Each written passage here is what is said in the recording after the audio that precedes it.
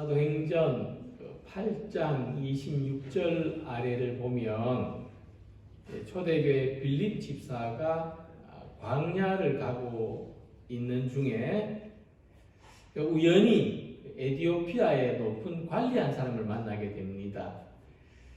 그는 아마 지금으로 말하면 나라의 재정을 담당하는 그런 관리로서 예루살렘에 왔다가 자기 나라로 돌아가는 길에 공교롭게도 오늘 우리들이 함께 읽은 이 말씀을 읽고 있었습니다. 마침 빌립을 만난 그는 빌립에게 질문을 합니다. 선지자가 말한 것이 누구를 가리킴이냐? 자기를 가리킴이냐? 타인을 가리킴이냐? 그러자 빌립은 이사야 선지자가 예언한 이 사람이 예수님이신 것을 가르쳐 줍니다. 그리고 복음을 전했고 그에게 세례를 주었습니다. 이래서 에티오피아라는 나라에 처음으로 예수님 믿는 사람이 생기게 됐는데 에티오피아는 세계 최초로 기독교를 국교로 삼은 나라입니다. 아주 기독교 역사가 오래된 나라죠. 그 복음이 전파된 계기가 바로 이 고난받는 종의 말씀. 이 말씀을 풀이해주고 이 말씀이 가리키는 인물이 예수님이라는 것을 전도했던 그 빌립 집사의 전도에 의한 것이었습니다. 자, 그러면 이 빌립 집사와 이 내시 사이에 어떤 이야기가 오고 갔는지를 알 수는 없지만 한 가지 분명한 사실은 이사야 선지자가 예언한 이 고난받는 종의 주인공이 예수님이라는 것을 알고 그 순간에 내가 예수님 믿어야 되겠다 이런 결심을 하게 만들었다는 것입니다.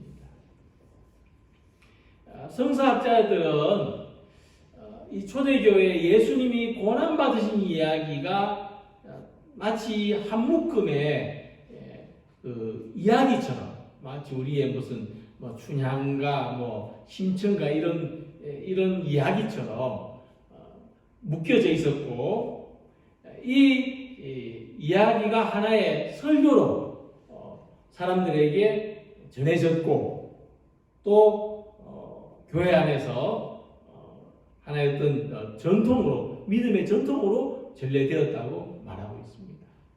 바로 그 이유는 이제 성경에 4개의 복음서가 있는데 이 예수님의 고난받으신 이야기가 이 복음서마다 거의 다름이 없이 거의 같은 줄거리로 전해져 오는 것을 통해서 그런 추측을 하는 것입니다. 그래서 복음의 중요한 내용은 뭐냐면 예수님의 고난 이야기입니다. 그게 복음의 핵심입니다. 예수님이 우리를 대신해서 고난을 받으셨고 죽으셨고 부활하셨다는 것이 복음의 핵심입니다. 그래서 이사야 선지자가 예언한 이 고난받는 종이 예수님이시다. 이 예수님이 우리를 대신해서 고난받으셨다는 이 풀이가 이 에티오피아 관리로 하여금 예수님을 믿고 세례를 받게 했다는 것입니다. 우리는 예수님의 고난 이야기를 듣고 또 이 고난 이야기를 잘 공감할 수 있습니다. 왜냐하면 우리도 고난을 겪고 있고 또 사람이 이 고통을 겪는다는 것이 얼마나 힘들고 얼마나 어려운 일인지를 우리가 잘 알기 때문입니다. 그런데 우리는 이 고난에 대해서 어떤 태도를 가지고 있냐 하면 다른 사람의 팔이 부러진 고통보다 내 발바닥에 가시가 박힌 것을 더 고통스러워할 수밖에 없다는 겁니다. 이것은 어떤 객관적인 고통으로 고통의 수치로 비교될 수 있는 게 아닙니다. 사람은 누구나 자신의 고통을 더 절대적인 문제로 여기게 된다는 특징을 가지고 있습니다. 그래서 우리가 예수님의 고난 이야기를 들을 때에도 예수님도 나처럼 고난 받으셨구나. 예수님 세상에 오셔서 힘들게 사셨구나. 이 예수님의 고난을 하나의 사례로 우리가 받아들일 때는 여기서 우리가 큰 위로를 받지 못합니다. 그냥 고난받은 사람, 하나님의 아들이 저렇게 귀하고 높으신 분이 우리처럼 고난받으셨구나. 그래도 여전히 내가 받는 고통이 크기 때문이죠. 예수님이 고난받았다는 사실이 내가 가진 이 고통을 해소해 주지는 못합니다. 그래서 우리는 이 예수님의 고난을 어떻게 받아들여야 되는가 하면 내가 담당해야 될 고난을 예수님이 대신 받으신 고난으로 받아들여야 하는 것입니다. 그럴 때에 우리가 겪는 이 고난의 문제, 고통의 문제가 예수님을 믿는 믿음 안에서 해결될 수 있는 것입니다. 그러니까 예수님이 받으신 그 고난은 내가 저렇게 받아야 될 고난이었다는 겁니다. 아니 지금 이대로도 사실 십자가를 우리가 지지 않아도 우리 인생이 고달프고 힘드는데 예수님처럼 저렇게 십자가를 지고 고난을 받아야 된다면은 과연 그 고난을 감당할 수 있는 사람이 얼마나 되겠습니까? 그래서 복음의 메시지는 우리의 고난을 예수님이 담당해 주셨다 하는 것입니다. 예수님이 우리를 대신해서 고난받으신 덕분에 우리는 십자가의 고난을 면하게 되었다는 것입니다. 우리는 이 죄의 무거운 짐에서 가볍게 되었다는 것입니다. 자, 이 믿음 안에서 우리는 예수님의 고통을 통해서 내 고통이 위로받고 지금 우리의 고통에서부터 치유되는 경험을 할 수가 있는 것입니다. 오늘 이사야 선지자가 예언한 이 고난받은 종의 이야기를 통해서 우리의 고난과 또 지금 우리 이웃들의 고난과 그리고 예수님이 받으신 고난을 생각하고 이 고난을 통해서 더 크신 하나님의 은혜를 경험하는 우리 모두가 되시기를 소망합니다. 자, 먼저 생각해 볼 것은 우리 자신이 겪고 있는 이 고통의 문제에 대해서 우리가 이해를 가져야 된다는 것입니다. 모든 사람은 다 아픈 사람이라고 말할 수 있습니다. 자, 우리는 그런 큰 테두리 안에서 모든 사람은 다 아픈 사람이다 하는 이 큰 테두리 안에서 자기의 고통을 이해해야 될 필요가 있습니다. 그래서 지금은 큰 고통이 없을지라도 우리의 삶에는 이 숙명과도 같은 고통이 언젠가는 우리를 찾아오게 될 것입니다. 마음이 아프든지 몸이 아프든지 아프지 않을 수 있는 사람은 아무도 없습니다. 물론 아프고 싶은 사람도 아무도 없습니다. 고통을 원하고 고통을 기뻐하는 사람도 어느 누구도 없습니다. 그러나 우리는 이 피할 수 없는 숙명적인 고통을 받게 되어 있습니다. 그래서 이 고통을 담담히 받아들일 수 있을 때 고통 이상의 고통을 겪지 않을 수 있다는 겁니다. 이론적으로 그렇습니다. 몸이 아픈 것은 몸이 아픈 문제로, 마음이 아픈 것은 마음이 아픈 문제로 분리할 수 있을 때 우리는 고통을 더 증폭시키지 않을 수 있습니다. 지금 겪고 있는 고통을 그 고통의 값어치만큼 지혜롭게 대처할 수 있는 길을 발견할 수가 있다는 것입니다. 고통만큼만 고통스러워하는 것이 이 고통을 받아들이는 아주 현실적이고 또 지혜로운 대처가 된다는 것이죠. 그런데 그럼 우리 그리스도인들에게 고통이 어떤 의미가 있을까? 예수 믿는 사람들에게 고통은 또 어떤 다른 의미가 있을까는 질문입니다. 무엇보다도 우리는 고통을 통해서 믿음으로 나아갈 수 있다는 것을 생각해야 됩니다. 무엇보다도 우리는 고통을 통해서 하나님의 선하신 뜻을 발견할 수 있다는 것을 생각해야 됩니다.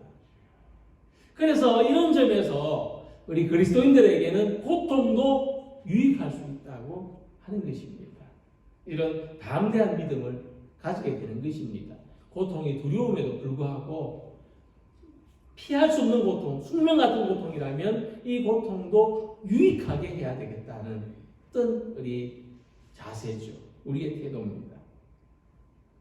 그래서 기독교 사상가 C.S. 루이스라는 사람은 고통의 문제라는 책에서 이렇게 말했습니다. 고통은 기먹은 세상을 깨우는 하나님의 확성기다. 우리는 고통을 통해서 깨어난다는 겁니다. 그리고 하나님을 찾게 된다는 것입니다. 그래서 지금 고통을 겪고 있는 사람들은 두 가지 문제를 직면하게 되는데, 첫째로 이 고통을 통해서 깨어나서 하나님께로 가까이 갈 것인지, 또 하나는 고통 때문에 하나님을 외면할 것인지. 그래서 우리는 이 상반된 태도를 우리 욥기에서 볼 수 있죠. 욥의 아내와 욥의 태도에서 볼 수 있습니다. 딱 이 두 가지입니다. 고통을 통해서 깨어날 것인지, 고통 때문에 하나님을 외면할 것인지. 사실 세상을 바라보면 사람들은 평안할 때 그 평안이 다 자기 힘으로 이루어낸 것처럼 생각을 합니다. 그래서 하나님을 잊어버리거나 하나님과 멀어진 삶을 살게 됩니다. 그러나 고통이라는 문제에 직면하면 사람들은 하나님의 위로를 소망하게 되고 하나님의 구원을 찾게 되는 것입니다. 자, 그렇지만 하나님께서는 그분을 붙잡도록 하기 위해서, 우리에게 믿음을 주시기 위해서 한번 고통을 당해봐라, 이런 것이 아닙니다. 다만 우리가 이 고통을 통해서 하나님께 더 가까이 갈 수 있다면 고통은 우리에게 유익하고 디딤돌 역할을 하는 것입니다. 그래서 어떤 책에서 이런 글을 인용해 놓은 것을 봤는데, 우리가 고통을 어떻게 받아들이느냐가 참 우리에게 중요하다는 겁니다. 고통을 만났을 때 우는 사람은 하수다. 고통을 겪을 때 참는 사람은 중간이다. 중수다. 고통을 겪을 때 웃는 사람은 고수다. 근데 우리가 경험해 볼 때는 그렇지 않습니다. 고통을 당할 때 참는 사람이 제일 하수입니다. 고통을 당할 때 그럼 웃는 사람은 고수가 아니라 정신이 빠져나간 사람입니다. 그러면 고통을 당할 때 우는 사람이 진짜 고수입니다. 신앙의 고수는 고통을 당할 때 하나님 앞에서 우는 사람입니다. 하나님 앞에서 울 수 있는 사람이 신앙의 고수입니다. 우리는 하나님 앞에서 울고 난 다음에야 사람들 앞에서 웃을 수 있기 때문에 그렇습니다. 우린 그렇게 강한 사람들이 아닙니다. 고통을 당할 때 하나님 앞에서 눈물로 기도하시기 바랍니다. 그러면 우리는 이 기도를 통해서 우리를 구원하실 하나님을 바라볼 수도 있지만, 또 지금 이 눈물을 통해서, 이 고통을 통해서 더 좋은 것을 주신 하나님을 기대할 수도 있는 것입니다. 아니, 더 좋은 것이 아니더라도 그냥 지금 이 고통이라도 좀 없게 해달라고 기도할 수 있지만, 또 쉽게 사라지지 않을 고통이라면 차라리 더 좋은 것을 주시라고 기도할 수 있는 것입니다. 오늘 본문의 말씀은 고통받은 하나님의 종이 어떤 모습을 보여주는지 우리에게 알려주고 있습니다. 4절 말씀에 그는 실로 우리의 질고를 지고 우리의 슬픔을 당하였다고 했습니다. 예수님은 십자가의 고통을 겪을 때 슬픔을 당했습니다. 하나님 앞에서 통곡과 눈물로 기도하셨다고 했습니다. 히브리서 5장 7절에 그는 육체에 계실 때에 자기를 죽음에서 능히 구원하실 이에게 심한 통곡과 눈물로 간구와 소원을 올렸고 그의 경건하심으로 말미암아 들으심을 얻었느니라. 예수님의 경건하심은 우는 거였습니다. 하나님 앞에서 통곡하는 것이었습니다. 그것이 예수님의 정말 진정한 믿음이었습니다. 하나님은 우리의 감정을 정직하게 하나님 앞에 기도하는 것을 원하십니다. 통곡해야 할 때 통곡하고 원망이 생길 때 원망하고 쓴물이 올라올 때 그 쓴물을 하나님 앞에 쏟아내기를 원하십니다. 그런 다음에야 우리는 진실한 마음으로 하나님을 감사하고 하나님을 찬송할 수 있습니다. 그래서 고통이 하나님을 만나는 통로가 된다는 것을 생각하시기 바랍니다. 오늘 우리가 고통을 겪을 때에 그렇게 이해해야 됩니다. 하나님을 만나는 통로구나. 우리가 고통 속에 있을 때 하나님의 위로가 오고 하나님의 능력이 우리 가운데 머물게 되는 것입니다. 고통에서 치유받는 길은 하나님의 은혜를 입는 것입니다. 고통은 꺼리는 것이고 불편한 것이지만 이 고통을 통해서 하나님이 주시는 위로와 은혜로 나아가는 우리 모두가 되시기를 소망합니다. 두 번째로 생각해 볼 것은 우리는 다른 사람의 고통에 대해서 공감이 필요하다는 것입니다. 병원에 입원을 해 있으면은 같은 증상을 가진 사람들끼리 친구가 되죠. 이 말이 통한다는 말입니다. 특별히 아픈 데 대해서 말이 통하는 게 이게 얼마나 위로가 되는지 몰라요. 제 부친이 파킨슨병을 앓고 계신데 우리 교회 임숙자 권사님도 오랫동안 파킨슨병으로 고통을 겪고 계십니다. 그래서 제가 권사님을 오래 봐왔기 때문에 파킨슨이 어떤 증세가 있고 어떤 고통이 있는지 조금은 알 수가 있습니다. 그래서 가끔 부친이 이제 항상 이 고통이라는 게 낯설게 다가오는 거거든요. 갑자기 이제 다리에 힘이 풀린다든지 잠이 안 온다든지 이래가지고 이제 전화를 하세요. 그러면 제가 먼저 봤으니까 또 제가 아는 대로 설명을 해드립니다.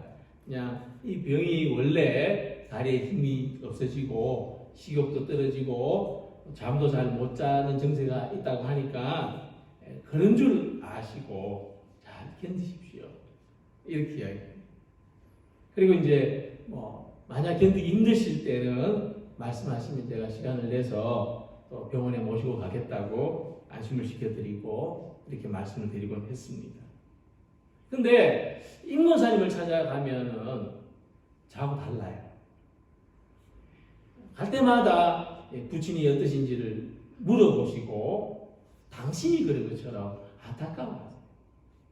저는 제가 겪지 못한 고통을 위로한답시고 제 지식으로 말씀을 드리는 것이고 그분은 자기가 겪어본 고통을 통해서 이해를 하고 또 마음을 쓰시는 거죠.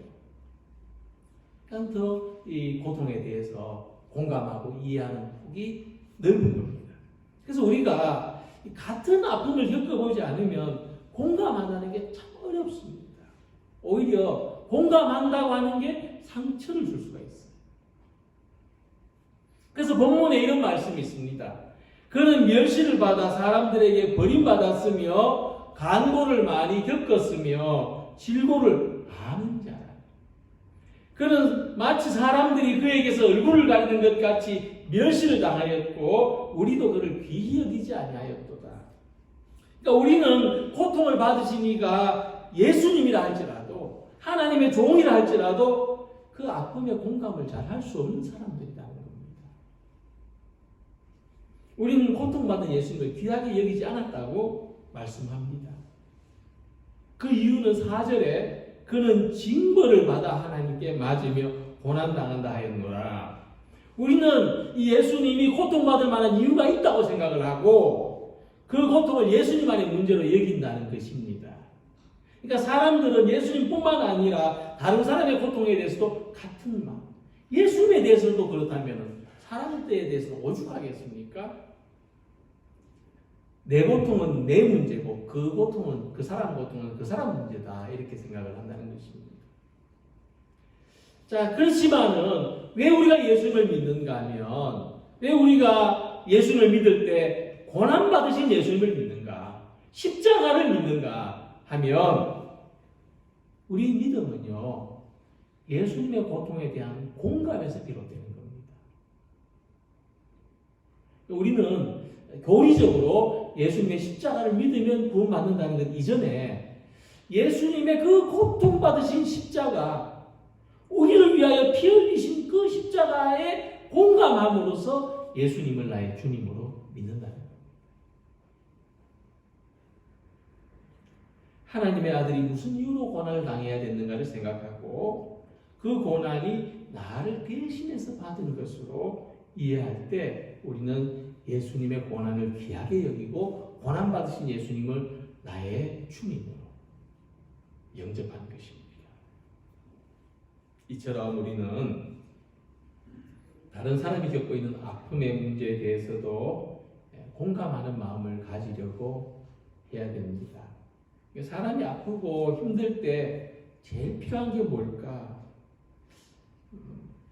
같이 아파줄 수는 없지만은 그래도 그 사람이 아픈 것을 이해해 줄 수 있는 것, 또 그 마음을 헤아려 줄 수 있는 것이 아닐까 싶습니다.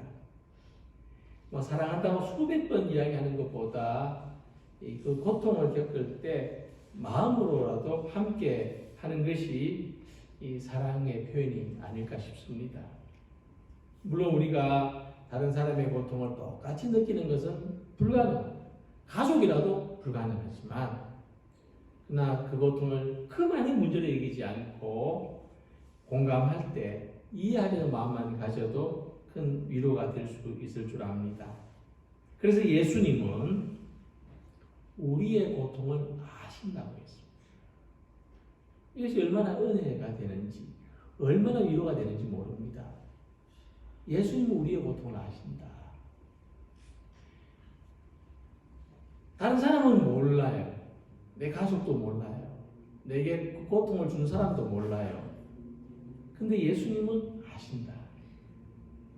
그래서 예수님은 병든 사람을 고쳐주실 때에 너 아프냐? 내가 고쳐줄 테니까 아프지 마라. 이렇게 말씀하시는 게 아니고 내가 원하노니 그것이 나아라. 나는 네가 낫기를 원한다. 예수님이 우리의 고통과 우리의 질병에 대해서 피상적으로 아시는 게 아니고 예수님은 우리의 고통을 몸으로 오셨고 몸으로 겪으셔서 아신다.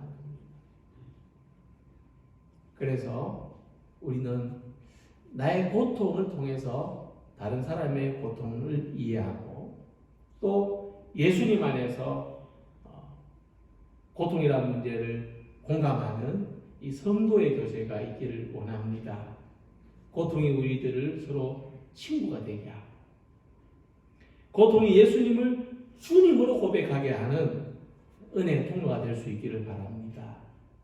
우리에게 늘 친구와 같은 이 고통이 불편한 것이 아니라 우리로 하여금 서로를 더 연결하게 하고 또 서로를 더 이해하게 하고 또 주님의 은혜를 더 구하게 하는 그런 통로가 될 수 있기를 소망합니다. 그리고 세 번째로 그럼 예수님이 받으신 고난을 우리가 어떻게 이해해야 될 것인가 하는 것입니다. 이사야 선지자는 아주 오래전에 예수님이 받으실 고통을 예언했습니다. 그런데 이 말씀을 읽을 때에만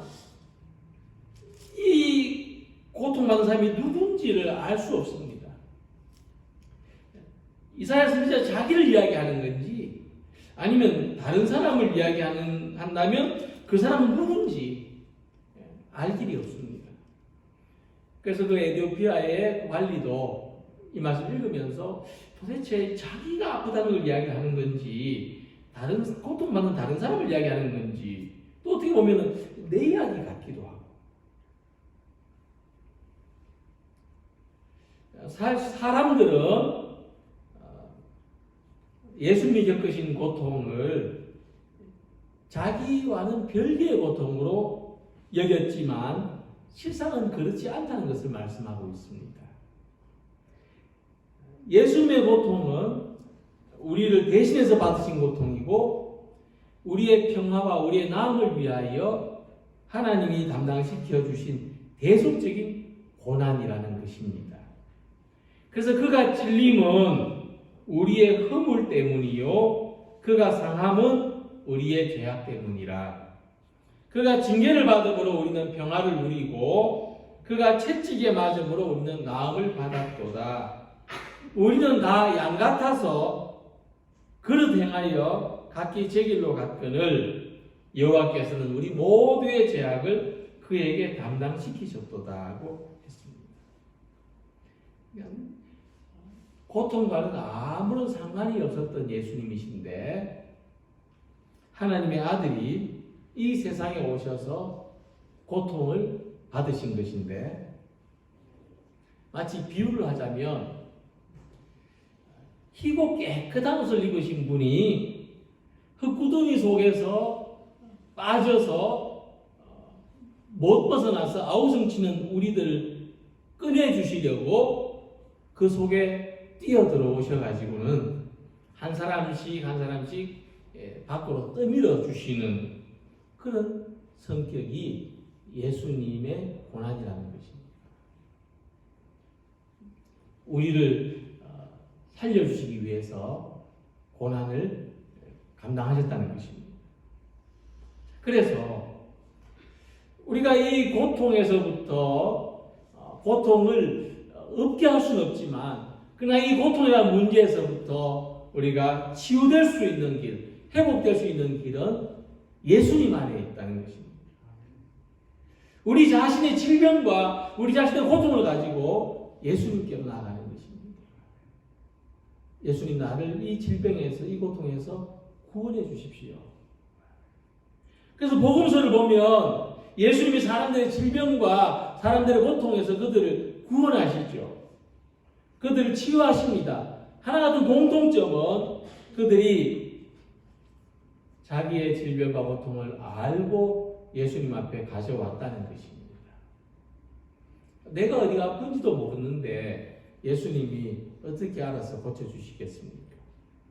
그러니까 그들은 모두 자신이 어떤 고통을 가지고 있는지 자기 인생의 가장 큰 문제가 뭔지를 알고 있었고 그것을 해결할 수 없다는 것도 알고 있었고 단 한 가지 예수님은 해결해 주실지도 모른다는 믿음을 가졌던 것입니다. 어떤 사람들은 중풍병으로 오래 누워있는 친구를 침대째로 들고 예수님께로 나왔습니다.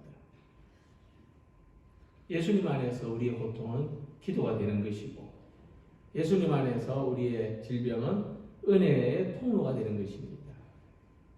그리고 우리는 우리의 모든 고통으로부터 예수님이 구원해 주신다고 믿는 것입니다. 이 모양 저 모양으로 우리는 고통을 겪고 있습니다.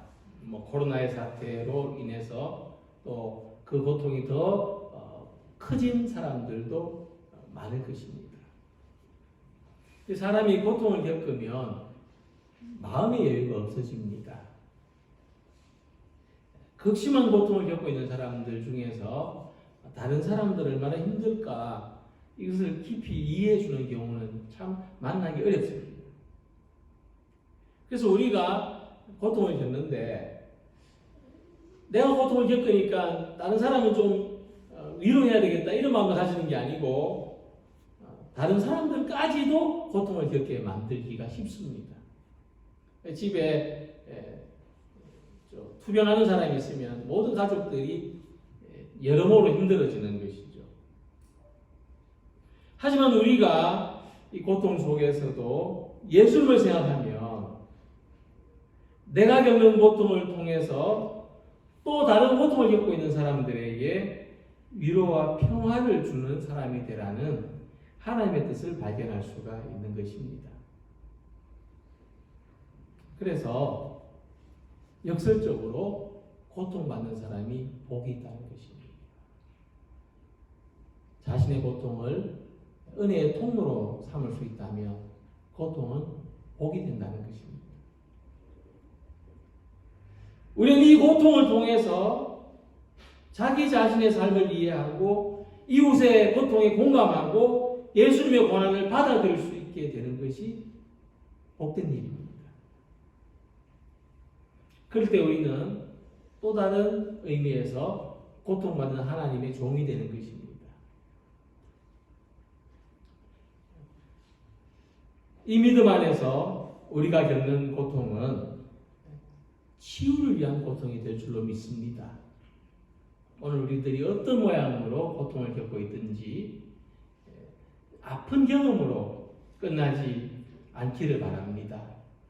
나 아닌 또 다른 사람들의 고통을 치유하고 또 이 세상에 존재하는 모든 고통에 대하여 치유적인 의미가 있는 고통이 되기를 바랍니다.